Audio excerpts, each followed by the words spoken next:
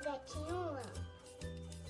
Esse é o Thomas e ele dorme muito assim, né? E ele é um gato mesmo, mas às vezes ele encontra alguém que venha que ele não conhece, ele já vai fugindo da pessoa.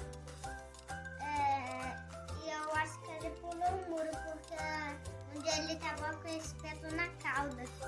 E, né? Eu acho que ele tá pulando o muro, tem que caçar ele. Ele não quer beber. Senão vai dar muito trabalho.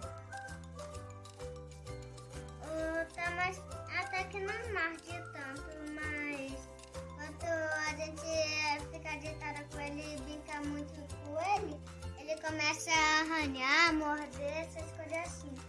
E às vezes ele fica com muita fome, ele demora um pouco. Mas ela, quando a gente pega ela e vem até pessoa também, né? Ela começa a arranhar, tomar susto e até foge. Mas, né? Ela às vezes dorme muito. O outro é a mesma coisa, da comida, quando fica com muita fome, ela demora. Né? Depois que tu vai dormir, quer dizer, quando tu vai pegar ela, fica morrinhando. Algum dia a gente vai mudar de casa, não sei se ela vai continuar assim, né? Então, né? Algum dia eu acho que ela vai parar de morrinhar. Ela só tá muito pelo, às vezes quando a gente vai pegar ela, então ela gosta de carinho. Igual o Thomas, mas só que ele gosta quando caça a bundinha dele.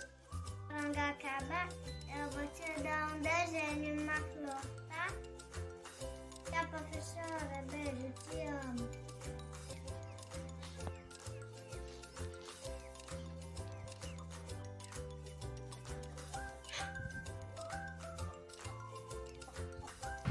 Essa é a minha galinha de estimação e ela chama Fanzinha.